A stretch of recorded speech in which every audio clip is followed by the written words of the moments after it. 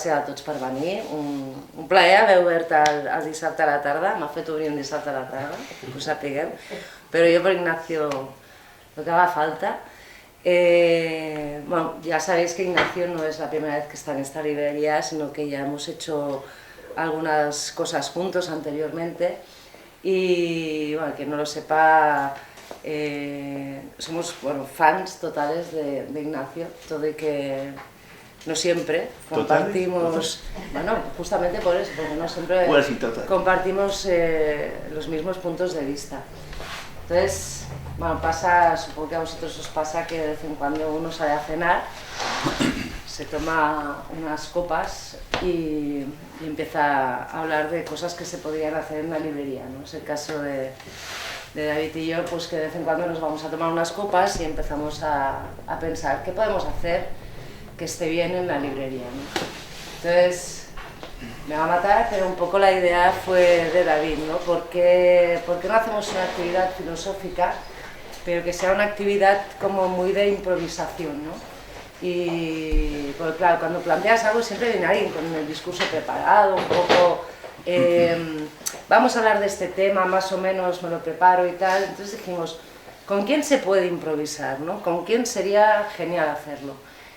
Y al día siguiente llamamos a Ignacio porque creímos que Ignacio, primera, que nos diría que sí, y segunda, que... Nunca he dicho que no en mi vida, ¿eh?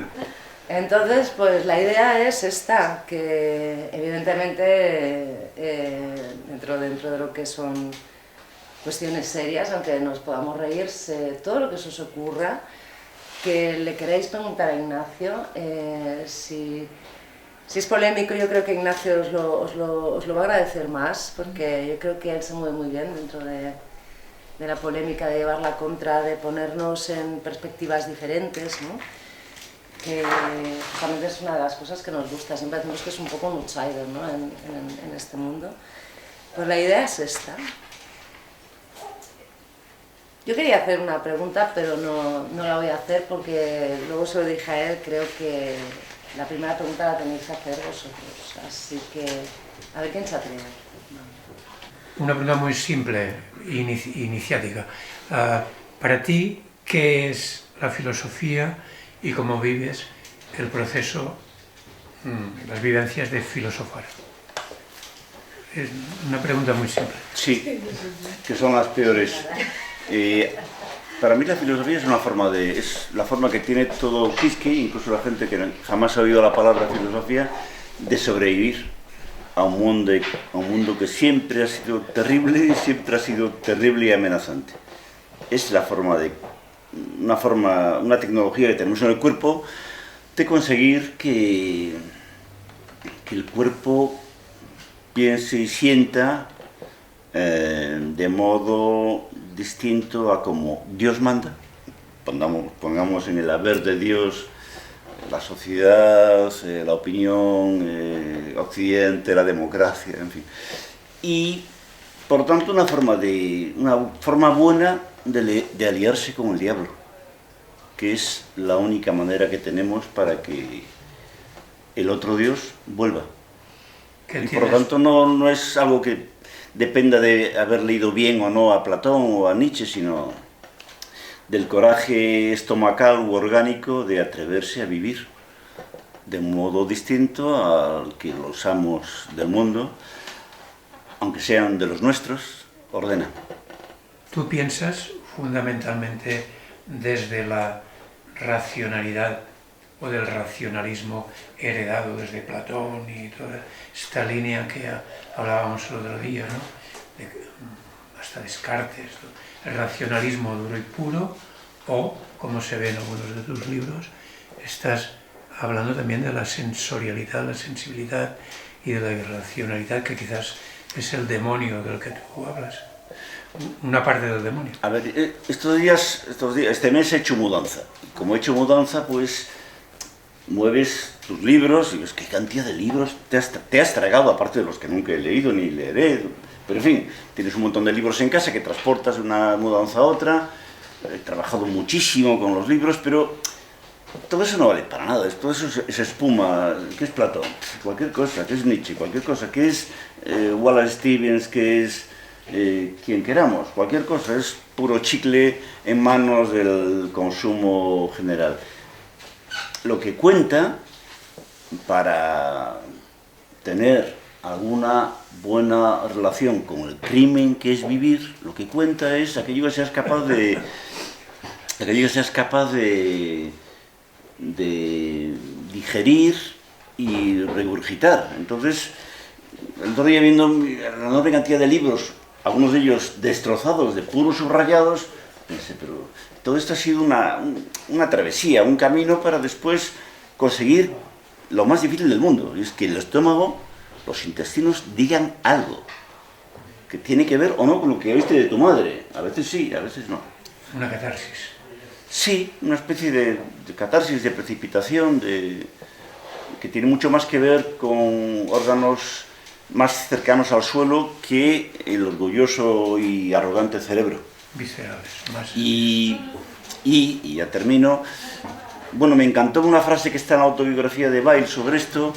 Dice ella, todo lo que no leo con hambre queda en nada. Entonces el hambre es la cuestión fundamental. Mantener el hambre, alimentar el hambre. Quiere decir, la ansiedad de algún órgano tan central que casi nunca eres capaz de reconocer, mantener la ansiedad de ese órgano porque el mundo sea de otro modo, tu vida sea de otro modo. Buenas tardes, Ignacio, no nos conocemos. He leído tus libros, pero solo las solapas. Lo reconozco que no he leído... Los he visto muchas veces. Ahí debería estar todo. Y, si las solapas y me seducen mucho los títulos, pero como tú bien has dicho, todos tenemos una lista enorme por leer siempre y a veces no sabes muy bien ¿no? por dónde seguir. Entonces, te quería preguntar respecto a este concepto que has dado de filosofía, que si he entendido bien sería siempre a contrapelo, como un discurso de enfrentamiento o negativo contra discursos que predominan. Entonces, aquel pensamiento que se autoproclama como filosófico, pero que es eco del sistema o de la sociedad o de la religión, ¿no sería auténtica filosofía?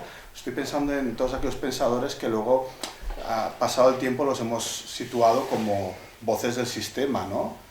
O estoy pensando, por ejemplo, en un Hobbes, o estoy pensando en un Heidegger, ¿no? Que en algún momento pastorean el ser del momento, ¿no? Y se hacen con el discurso que predomina, pero aún así le reconocemos una voz filosófica. Sistema es una palabra, como tantas, que reúne demasiadas cosas. Nosotros somos el sistema, por una parte de mí es el sistema, evidentemente, una parte de ti, una parte de todos los presentes. No somos ajenos al crimen que estamos cometiendo en Gaza, ni muchos otros crímenes del sistema en estos últimos 10 o 20 años. Creo que hay que tener una buena relación con el diablo del sistema, sea lo que sea el sistema, con la sociedad, el dios de la época, el César. Hay que tener una relación con el César, si no los infiltran el César, en el imperio. Pues, ¿con quién hablas? ¿Con tu madre? Bueno, vale, está bien, pero ya eso estaba dado. ¿Con tus amigos íntimos? Está bien, pero eso es un poco sectario. Entonces hay que tener una buena relación con lo peor, llamémosle su sistema como sea. Hay que ser colaboracionista de lo peor para poder ahí infiltrar algo. Entonces, si Hobbes fuera lo peor, que no estoy seguro, si Heidegger fuera lo peor, que creo que para nada, habría que tener una buena relación con Heidegger y con Hobbes y demás, y con Selin, para poder después infiltrar con Selin y con Heidegger y con Hobbes algo en el orden de las cosas. Tenemos dos manos, decía la Biblia, una debe siempre simular al menos estar en la foto general, que siempre es totalitaria, criminal, etcétera, etcétera, y otra debe tantear un terreno prohibido, que es el terreno más común, que es la soledad común, que es el terreno más lejano y más íntimo a la vez.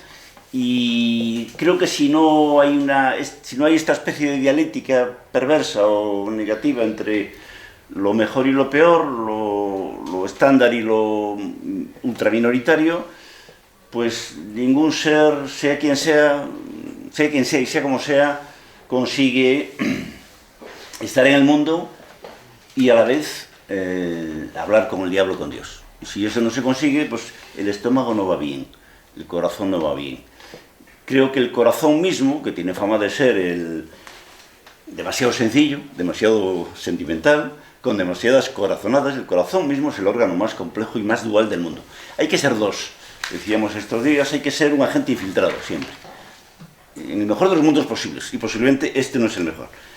Pero incluso, aunque fuera el mejor, hay que ser un agente doble, y por tanto, en cierto modo, ser espía en este mundo no elegido, que roza lo peor siempre.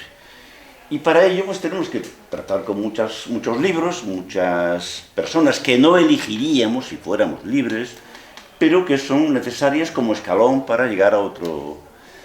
En ese sentido pues creo que hay que conocer al enemigo, leer al enemigo, suponiendo que el enemigo esté claro, que me parece una pretensión muy, quizás demasiado ambiciosa, para poder acceder a otro registro donde ocupemos un papel distinto, donde la voz sea algo, ser humano sea algo, y no seamos del todo cómplices del crimen masivo que es en general toda sociedad. Yo después de leer Ética del Desorden, que lo leí hace un tiempo, la sensación que me quedó, final de alguna manera, sería una reducción del libro, pero fue así, era que, son dos, es más sentir y menos razón, por un lado, y tiene que ver con la observación. Sí. Claro, y por otro lado, ¿no crees que es la razón lo que nos lleva a Auschwitz? Nos lleva a Auschwitz. Básicamente estoy de acuerdo con esa idea de que el peor de los males está en la ilustración, en la razón occidental. Bueno, la ilustración no, en la razón occidental, la diosa razón, y estoy en esa idea de que, por ejemplo, el Tercer Reich fue un sistema hiperracional, donde el desorden, el caos, las iniciativas espontáneamente criminales eran una anécdota. Lo realmente criminal era el movimiento organizado y masivo e hiperracional, tan hiperracional que convenció a miles de judíos, que eran en principio las víctimas. Entonces, yo estoy de acuerdo, conectando con la pregunta anterior, de que debemos intentar, en contra en parte de nuestra tradición, empezar a escuchar otras voces, cuanto antes. No tenemos decenas de años, aunque tuviésemos 20 años, que además no es el caso. Empezar a escuchar otras voces que tienen más que ver con registros de lo corporal, que son mucho más intuitivos, ancestrales, irracionales. Creo que es importantísimo, por razones de todo tipo, morales y médicas y políticas, atender a demonios familiares que hemos, con demasiada rapidez, rechazado e ignorado. Yo jamás he visto una ciudad tan eclesiástica como París. Nunca, jamás. Me interesa París, algún día volveré, pero nunca jamás he visto una ciudad más eclesiástica, más religiosa que esta razón entronizada que por todas partes se ve en París. Entonces creo que esto es peligroso para nosotros y para los otros. Occidente, con esta diosa no tan nueva, ha arrasado medio mundo. Hitler no era de Tanganica, y Netanyahu tampoco. Entonces me parece que es urgente que en Occidente, como dicen buena parte de nuestros clásicos, de Lorca a Chesterton, de Machado a Pla, empiece a escuchar otras voces que siempre hemos tenido dentro y que tienen poco que ver con la entronización de la razón, que tienen mucho que ver con la estupidez de la especie, con la estupidez sentimental de la especie, y con órganos muy distintos al cerebro, tan alejado desde el bipedismo, que no fue anteayer, tan alejado del sucio suelo. Hay que escuchar de otro modo al sucio suelo, quizás pensar más con los pies que con el cerebro, para que consigamos pensar de otro modo, estar menos aburridos, menos frustrados y menos cabreados. El rencor es una cárcel, pero el rencor en parte viene del hecho de que el cerebro nos ha engañado casi siempre. Y los sentidos no engañan tanto. Puedo equivocarme al sentir algo contigo, con esto, con lo otro, pero los sentidos son una brújula, un sextante casi perfecto, porque no tienen principios, no tienen apenas prejuicios a priori. Siento que esto no va bien, pues chico, atiende a eso que tu estómago te dice, que tus pies te dicen. No sé si he contestado, en fin, pero sobre la marcha. Te dije que no lo trajeras. A mí no solo, ¿eh? Paso palabra. Hombre, no pueden. Bueno, a mí me da la impresión de que esta propuesta, ¿no?, que detallas en tus textos, que también ha salido ahora, ¿no?, en las respuestas, conecta con dos cosas. Conecta, me parece a mí, con una cierta tradición filosófica de rechazo a la razón,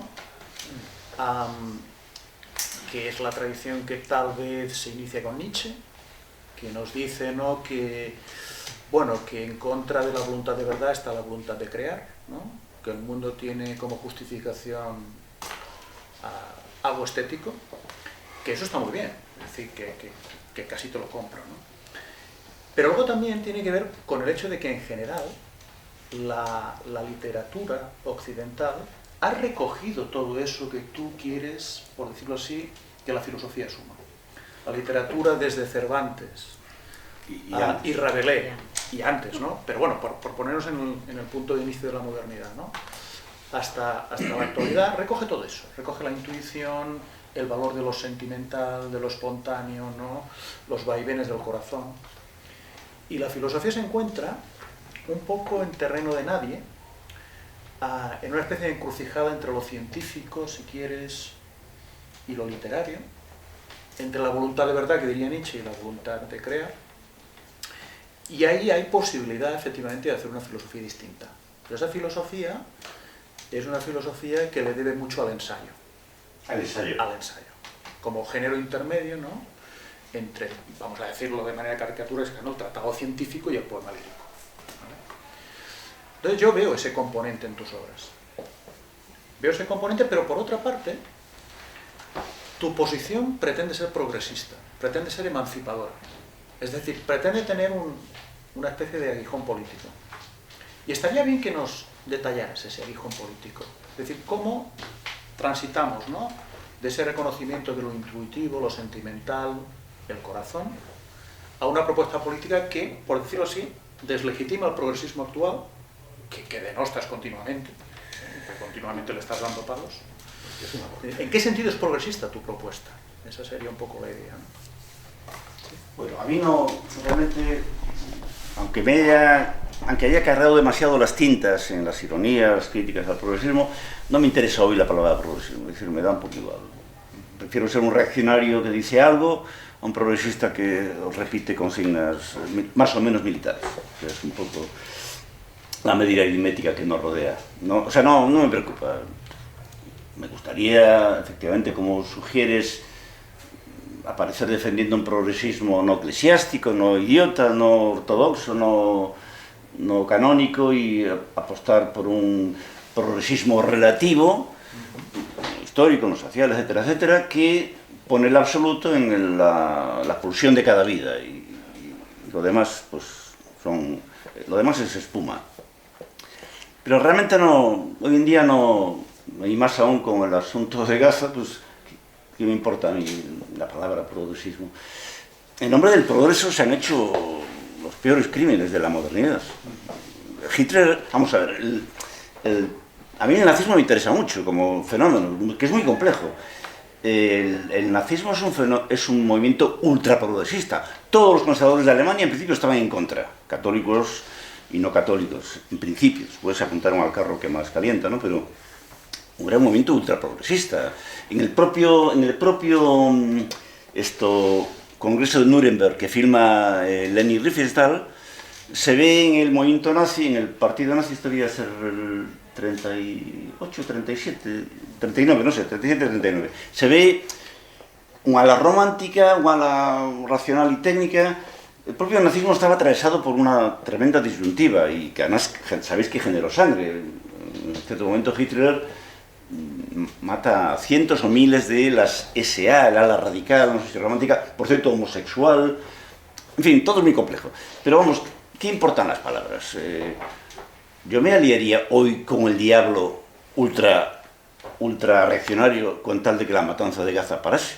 ¿Qué me importa? Si hay un Dios, ¿qué me importa aliarme con el diablo? Si puede haber, ya no digo un Dios, sino una ventanita donde entre algo de aire sobre los cadáveres de los muertos, ¿qué me importa? Pero vamos, básicamente estaría de acuerdo contigo, es decir que... Y después me acordaba mientras hablabas de que hay una de las pequeñas cosas que me diferencia de Melik, voy a hablar de él aprovechando que no está, que se jorobe, ya que no he venido. Una de las cosas que me diferencia de Melik, son seguro que tonterías, pero una de las cosas que me diferencia es que él ve la historia de la filosofía como una especie de portaaviones, que siempre ha repetido lo mismo y olvidado el ser y ha ignorado los latidos de las emociones. Yo no creo que sea así. Yo con Platón me siento en casa, quiero decir, en el pulmón del mundo.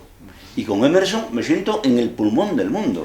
Y con no solo con Nietzsche, por supuesto, sino con gente muy distinta a San Agustín y hasta con Santo Tomás. Entonces no comparto estas visiones de la historia de la filosofía según la cual la filosofía... No sé Hobbes, no sé quién hablaba antes de Hobbes. No sé Hobbes, tengo dudas serias con Hobbes. Además, aparte de todo, es inglés y yo soy un poco racista. Pero aparte de Hobbes y algún otro, encontraría con cierta relativa facilidad una línea de contacto intuitiva con Hegel, por ejemplo. Intuitiva con Hegel, a diferencia de lo que dice Schopenhauer. Con el joven Hegel. O no tan joven, el de la fenomenología. O sea que, bueno, sí. Entonces no veo claramente que esta tarea, que yo creo que es una tarea urgente, en contra en parte de nuestra tradición canónicamente progresista, de escuchar de otro modo, de hablar de otro modo, de sentir de otro modo y pensar de otro modo, no creo que esté tanto reñida con la supuesta policía de la historia de la filosofía como con la policía del presente. El problema es la policía del presente, el estalinismo de la democracia, el estalinismo en el cual ha derivado la democracia y el mercado. Creo que es el gran enemigo para sentir y pensar. No Platón, ni Hegel, ni Emerson, ni Nietzsche, ni Adorno. ¿De acuerdo? Un poco, creo que casi todos los clásicos, desde luego de la literatura, absolutamente de la literatura y también de la filosofía, son aprovechables para desandar parte del camino y volver a intentar entrar en la cueva de otro modo. Casi todos los clásicos, Adorno incluido, Heidegger incluido, incluso el monstruo de Hegel incluido. No creo que haya que escupir sobre Hegel, hay que escuchar el niño que Hegel es, el niño que intenta hablar a través de Hegel, el niño, el indígena, digamos, en fin, todo esto, por supuesto, llevaría a Hegel otra vez a la tumba, ¿no? Pero son metáforas, ¿entendéis, no? Pues no creo que haya ningún problema en nuestra tradición, el problema está en la ferocidad del presente. Yo adoro las tradiciones, porque la tradición es, y ya termino, es la transmisión del fuego, claro. No la transmisión de las cenizas, es la transmisión del fuego. Es una frase de Mahler que me parece que debíamos volver a recordar. Dos puntitos. Uno es que yo te veo como un filósofo, para poner una etiqueta ahora, post o continuador de la posmodernidad. Te veo como un filósofo de pensamiento transversal y que de alguna manera está buscando los orígenes olvidados de nuestra civilización en su afán de separarnos de la naturaleza, de nuestra propia naturaleza, que es lo que somos y formamos en el conjunto de todo lo existente, como una cosa más. Y está la diferencia con el Renacimiento, que es una gran maravilla de la humanidad, ¿no? En muchos aspectos, pero pone al hombre como centro, y el catolicismo también, como centro y dominador del mundo. Y entonces yo creo que ahora nos estamos desplazando hacia un neohumanismo, o se están intentando poner unas bases en el que es una ecofilosofía en el que el ser humano no somos el centro, no somos o no deberíamos ser el centro de todo lo existente.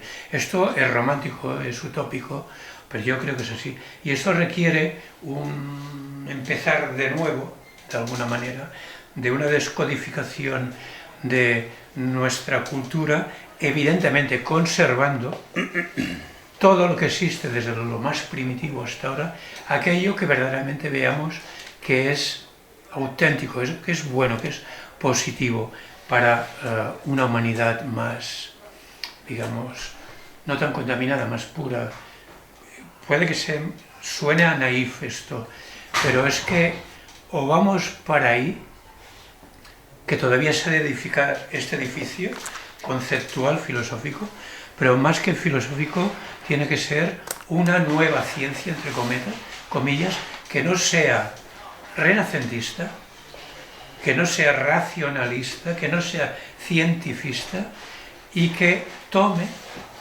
del conocimiento humano, de todas las disciplinas, de todos los conocimientos, de Occidente, de Oriente, las esencias de aquello que, digamos, son atemporales, que nos van a servir ahora y dentro de 1000 años, si es que la humanidad, y yo dudo mucho, todavía existimos. A ver, yo, en realidad, detrás de la complejidad de mis libros y tal, y además de esto no me avergüenzo, me avergüenzo de otras cosas que otro día os diré, pero de esto no. Creo que la salvación está en lo naif. Es decir, todo... En lo puro, en el origen. Toda afirmación importante, pensad, por ejemplo, en un poema de no sé quién, incluso hasta británico es el poeta. Dice algo así, no sé quién, dice... The meaning is the waiting. El significado está en la espera. Todas las verdades tienen este tono un poco imbécil.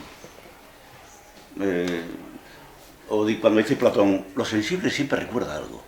Lo sensible no es solo sensible. Veo un blanco. Eso ya es la leche. Ahí caben 1000 frases en ese veo un blanco. Veo el color blanco. Entonces creo que todas las...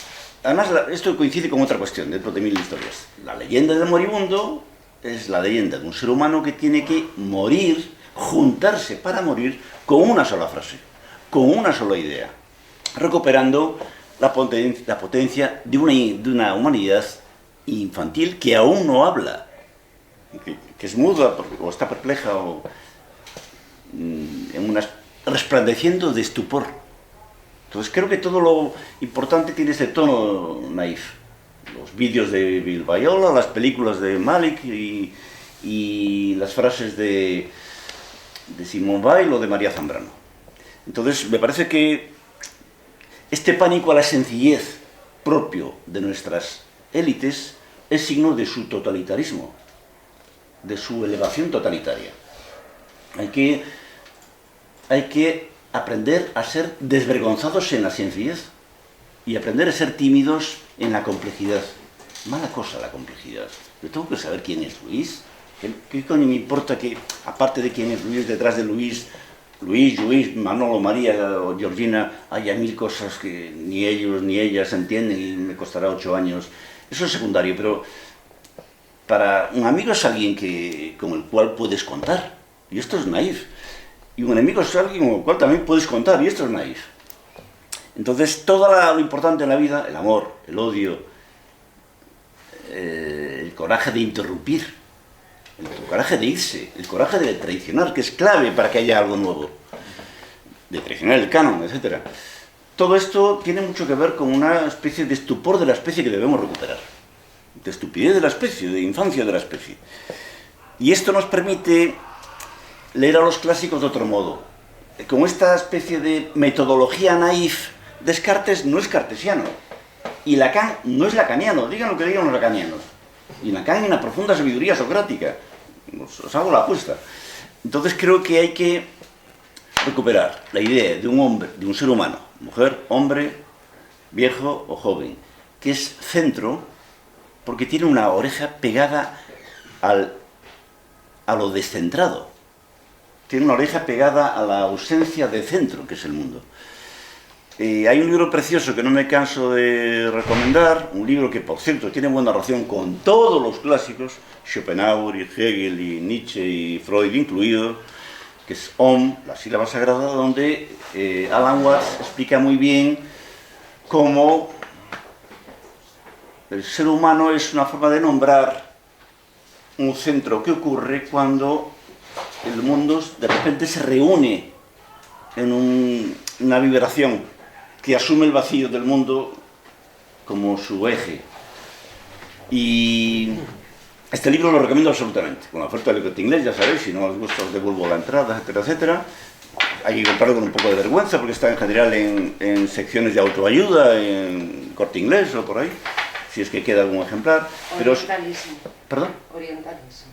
Orientalismo. Secciones de orientalismo o tal así que vienen a ser para el sistema algo parecido. Entonces, tiene esta idea. O sea que estaría de acuerdo contigo, Jordi, en que es hora de olvidar el antropocentrismo, pero el antropocentrismo renacentista, el cristiano, el medieval, no era ningún problema porque ese anthropos era la recepción de todo lo no humano. Lo dice el propio Sartre en la conferencia del 49, en el existencialismo es un humanismo. Un humanismo que asume que el hombre es la escucha de la angustia de ser, que está en cualquier ser, no es ningún humanismo que excluya a ningún ser. Siempre y cuando esa angustia, por ser propia angustia, vacío existencial, miedo a la muerte sobre todo, no nos haga aferrarnos a todo lo que nos rodea, poseernos, querer poseer, dominar, porque esas guerras, la mayoría vienen no solo de las necesidades vitales de la especie, que ahora vemos que estamos en un momento de caos, de desconcierto, y hay una especie de tremenda disbauxa, sino viene de ese miedo a la muerte. Entonces, si Nietzsche nos niega a Dios, a la religión, que era un consuelo... Esa idea es muy equívoca. Vamos a ver, bueno, hay muchos Nietzsches, como hay muchos Pepes pues y muchos... al menos uno, el que yo Claro. he leído e interpretado, él lo dijo, yo he matado a Dios, ¿no? Entonces, No, hemos matado a Dios. Entonces os dejamos a la humanidad huérfanos, sin un concepto de esperanza en una vida más allá, ¿no? Que evidentemente por ahí se ha utilizado la palabra orientalismo. Ahí tendríamos que volver en muchos aspectos. Especialmente yo lo encuentro un poco como filosofía en el taoísmo. Sí, estoy En el taoísmo, básicamente de especialmente en el no ser y en el no hacer, que es todo lo contrario a nuestra mentalidad occidental desde hace 2000 años. Básicamente estoy de acuerdo. Lo siento Ser mucho. y hacer, y entonces eso significa imponer. En el momento que yo soy, te impongo a ti, a tu ser, y ocupo tu espacio. Entonces yo creo que el ser, este fomento, esta búsqueda del ser, ha de ser un ser interior, que igual no sé si el Hegel o Hahnemann por ahí, porque no soy un especialista en filosofía en absoluto, pero este ser, pero para mí es un ser cósmico. Yo soy, sintiéndome totalmente fusionado con todo lo existente, fusionado, no en dialéctica. Pero si eso es muy Porque sencillo. estamos en la dialéctica todavía de los opuestos y no hemos dado el paso siguiente, que es el de la síntesis. Y Hegel ya esto lo planteó. No entiendo nada de dialéctica ni nada de síntesis. Sí, lo sí, siento. sí. Tú y yo como opuestos. No, a ver, yo tú no- y yo como opuestos. La palabra dialéctica creo que hoy nos Estamos confunde todavía ahí. y la palabra síntesis también. Es decir, No, es que estamos ahí. Hablas no es precisamente la enfermedad de Occidente y no es un acto absolutamente de racionalización, idealización del pasado. En el fondo, Occidente siempre está intentando volver sobre sus pasos y buscar una especie de discurso salvífico, intentar buscar como una fuente de los orígenes, muchas veces contra la propia racionalización que supone Occidente. Y en el fondo, si vamos rastreando, siempre hay esa necesidad de volver, pero que en el fondo nunca hay un regreso, siempre hay un avance. recordad la película de Orson Welles, Ciudadano Kane. Al final todo se resume en recordar la imagen de tu juguete de infancia. También aparece esto en una película, no sé si recomendable, que es la última de Víctor Erice, cuando él cierra los ojos. El regreso es lo más difícil del mundo. Es decir, regresar a una intuición de mí mismo que no tenga nada que ver con los sucesivos personajes de mí mismo, las sucesivas imágenes de mí mismo, las infinitas identificaciones de mí mismo. Si hay un salto posible, si hay una revolución posible, consiste en dejar de llamarla a gritos e intentar, antes de nada, de dar un paso, escuchar otra vez el silencio del mundo y la infancia del mundo. Entonces creo que no veo en el mundo actual, en el occidente actual, esta voluntad de regreso, todo lo contrario. Todos son insultos a los padres, a las abuelas, al pasado, a lo esclavas que eran las mujeres hasta que llegó Judith Butler, etcétera, etcétera, etcétera. Hay un odio al pasado, a los orígenes del Occidente, que es el cáncer del Occidente. Pero ¿cuándo estuvo en silencio el mundo? ¿Y cuándo hubo un origen? Cualquier cual dejemos de aplastar el ser del mundo con nuestros modelos. Cualquiera aquí ahora que valga la pena recordar. Lo que pasa, Ignacio, que eso es una perspectiva mesiánica. Decías antes lo naif, defendías lo naif, lo sencillo, pero muy a menudo tu discurso toca con elementos trascendentes o mesiánicos. Porque claro, ¿cómo demonios accedemos a ese silencio, por decirlo así, primordial? ¿De qué manera paramos nuestro afán conceptualizador, de etiquetaje continuo? Es muy difícil sacarnos encima todo. Es difícil dejar de ser el policía que somos. Claro, pero Esa es la cuestión. La única posibilidad de hacerlo es una perspectiva Dejarnos ser. cuasi religiosa. Es Bueno, decir, una especie el problema hay de... con la religión y con el cristianismo en el año de gracia de 2023, aunque hemos visto ya todo tipo de crímenes. ¿Qué problema hay en las palabras prohibidas hasta antes de ayer? Es necesario salir del armario de las prohibiciones de antes de ayer. Es decir, no hay ningún problema con una religión intuitiva, no hay ningún problema con un mesianismo intuitivo, no hay ningún problema con una fe sin doctrina, ningún problema. El único problema es nuestra voluntad constante de elevación, de nivel de vida, de velocidad de despegue. Esta velocidad de despegue que ha arrasado medio mundo. Es necesario de una puta vez ser materialistas en un sentido antiguo, griego, pregriego, incluso griego primitivo, etc. Y dejarnos ser, y dejar ser al animal martirizado que somos, martirizado por su cerebro. Es necesario crear zonas de interrupción cerebral. Lo digo repitiendo así anuncios. Es urgente crear zonas de interrupción cerebral. Pero interrupción no a las 8 de la tarde con 2 whiskies, que está bien. Pero claro, ha dejado que el día funcione de manera policial todo el día hasta las 7:30. No, a las 11 de la mañana en mitad de la oficina. A las 11 de la mañana en mitad de la facultad. Que es de los sitios más impropios del mundo para que ocurra algo. A las 11 de la mañana, a las 10 de la mañana. Entonces, yo creo, es mi forma de pensar y de sentirlo, más o menos lo sabéis. Todo lo que no sea esto es contribuir a la matanza. A la matanza que es el mundo moderno. A la masacre que es el genocidio a cámara lenta, al horno crematorio a cámara lenta que es el mundo moderno en distintas culturas y creo que todos nuestros buenos clásicos, lo mejor de Heidegger va por ahí, lo mejor de Benjamin va por ahí, supongo, aunque lo conozco menos, que lo mejor de Adorno va por ahí, lo mejor de Hahn, como autor menor evidentemente va por ahí, lo mejor de Deleuze, todos nuestros clásicos, con toda la ambivalencia de la palabra clásico, nos acompañarían en este viaje inmóvil, porque es un viaje inmóvil, no quiero ir ya a ningún lado, quiero de una puñetera vez estar de cuerpo entero donde estoy. Y para esto, Pasolini, entre otros muchos, y seguro que mucha gente del más aparentemente canónico occidente, nos darían frases, armas, conceptos, palabras, acompañamiento físico y anímico, para este viraje que sencillamente es el colmo de las paradojas, es un enorme viaje que intenta de una vez escuchar lo que ya éramos, que es lo más difícil del mundo. Atrévete a ser lo que ya eras. Esto, de acuerdo, tiene un tono mesiánico, tiene un tono también absolutamente idiota. Se conecta con la sabiduría de cualquier abuela.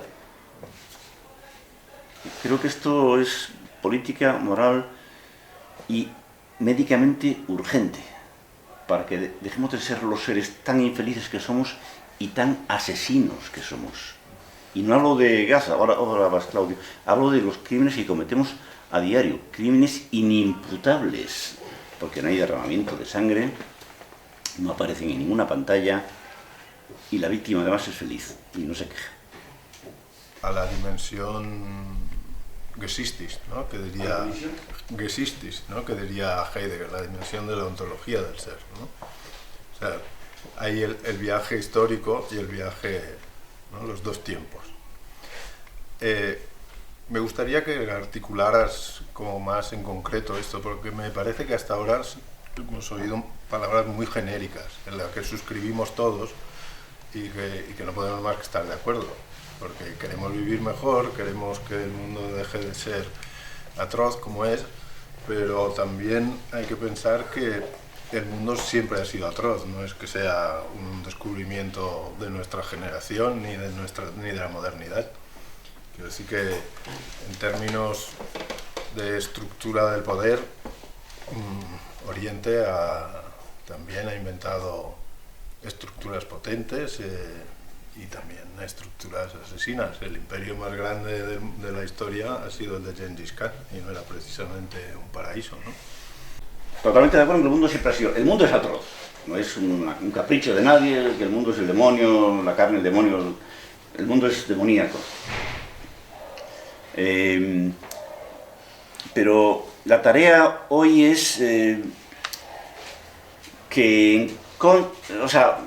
a favor de cierta latencia que siempre ha estado en Occidente, en Pasolini y posiblemente muchos clásicos del neorrealismo y mucha gente muy distinta, que no se sentaría en la misma mesa por razones de todo tipo. Y en contra del canon de nuestra tradición, la tarea creo que es vencer a la muerte empuñando la muerte, vencer lo atroz sentando a lo atroz en la mesa, invitándole a tomar algo. No nos queda más que intentar vencer el mal dialogando con el mal, en contra de todo el puritanismo que desde un lugar que no tiene nada que ver con Badajoz ni con Sevilla nos ha inundado, con la nación más peligrosa del mundo, Estados Unidos de Norteamérica, nos ha inundado de manera feroz en Europa. Y ha arrasado Italia, ha arrasado España, ha arrasado buena parte de Francia, etc. Entonces, en contra de ese puritanismo feroz, que proviene de una estirpe de nuevos elegidos, que son una raza con un uniforme con otro, de asesinos en serie, es necesario intentar escuchar el mal y vencer y dejar que venga un nuevo Dios escuchando lo que quiere decirnos el diablo desde hace siglos. El diablo, lo peor. Pero lo peor, aunque tu vida sea normal y no tengas ningún verdugo en tus cercanías y tu vida transcurra por cauces, digamos, de estándar. Entonces, ¿en qué consistiría esto de vencer a lo peor escuchando a lo peor? Romper de una puta vez con la superstición de la cronología. Es falso que la humanidad vaya hacia ningún lado. Es la peor religión del mundo, la más sangrienta, la más mortífera. No vas hacia ningún lado, Claudio, no voy hacia ningún lado.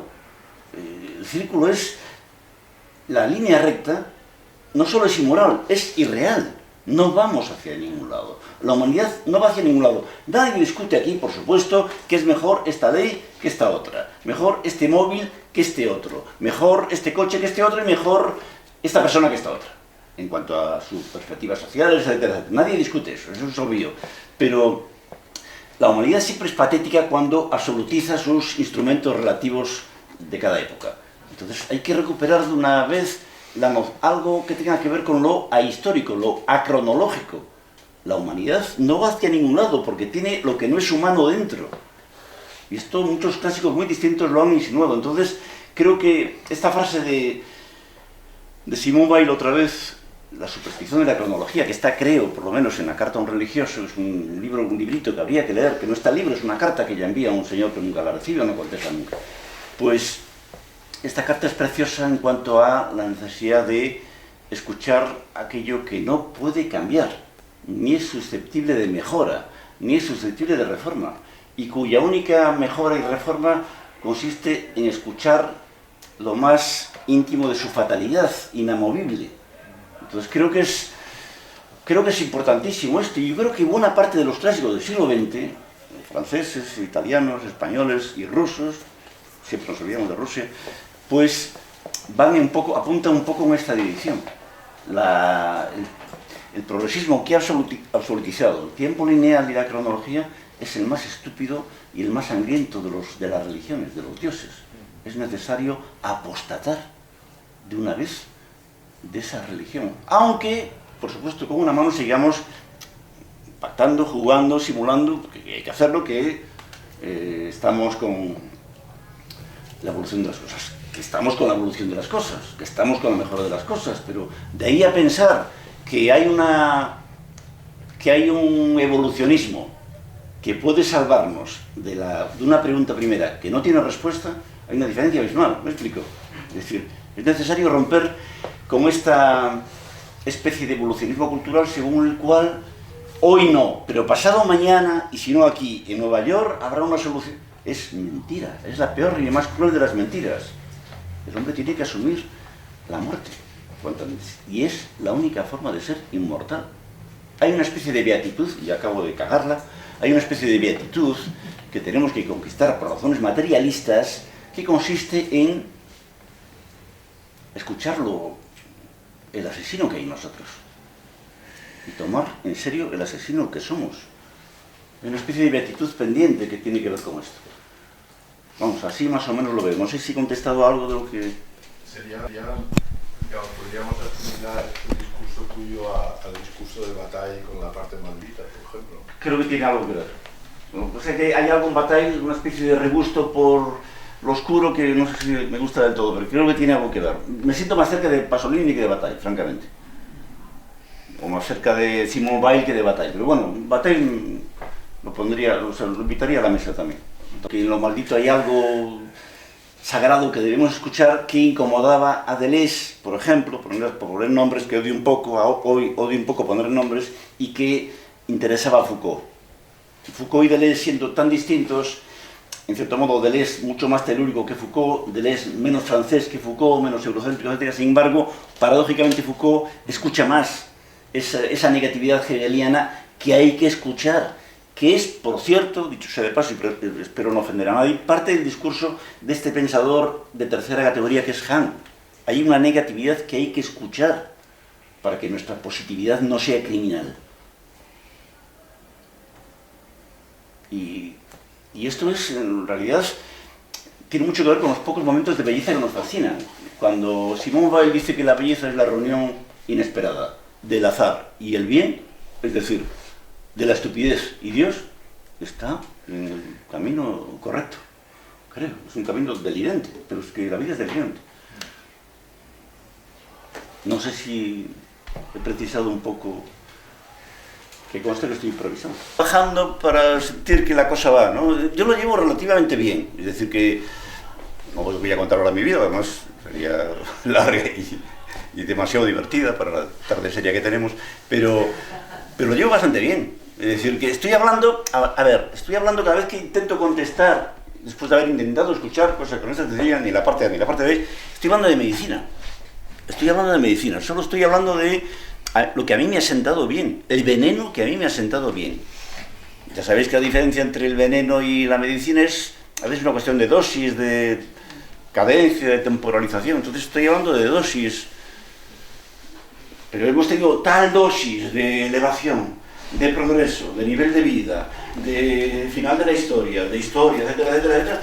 Bueno, por favor, un poco de veneno del otro para compensar, para que sigamos pareciéndonos un poco a nuestros abuelos. Nos parecemos demasiado poco a nuestras abuelas.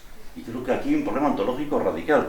Tenemos que... Y esto no es reaccionario, esto es delirantemente subversivo. Volver a recordar la frase de la abuela aquella.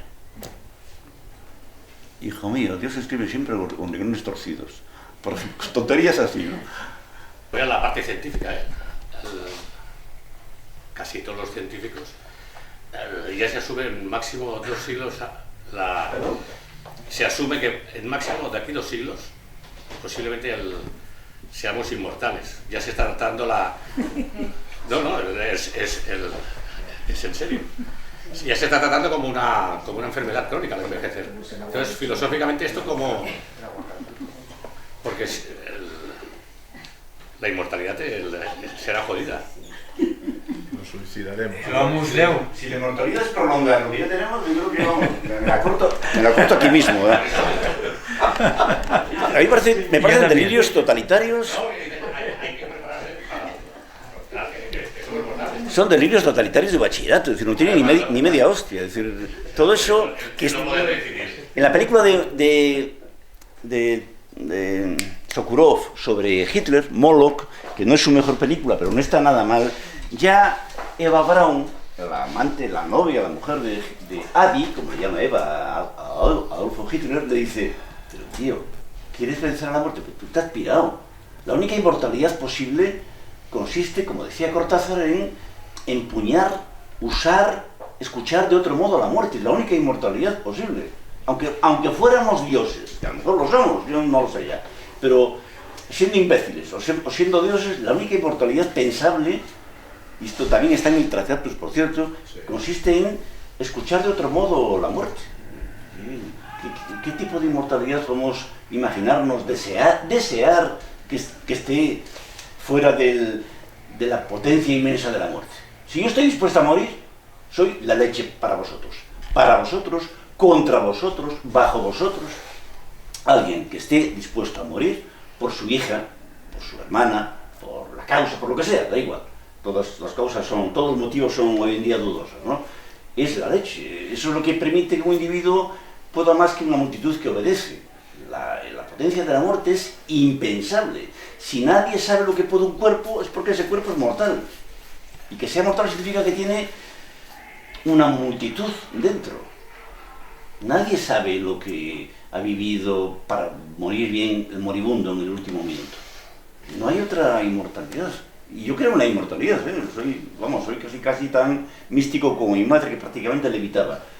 Creo, pero porque creo en la muerte. No, lo otro es un delirio de tarados, que además de tarados y totalitarios son profundamente incultos. Todo esto que viene de cierta New Age estadounidense, que ni siquiera conoce los logros de la cultura estadounidense, no ha entendido nada de Whitman, no ha entendido nada de Emerson ni de Thoreau. Esto es una gilipollez, que solo quiere crear una empresa y un público cautivo. Yo estoy en contra de eso, incluso militarmente.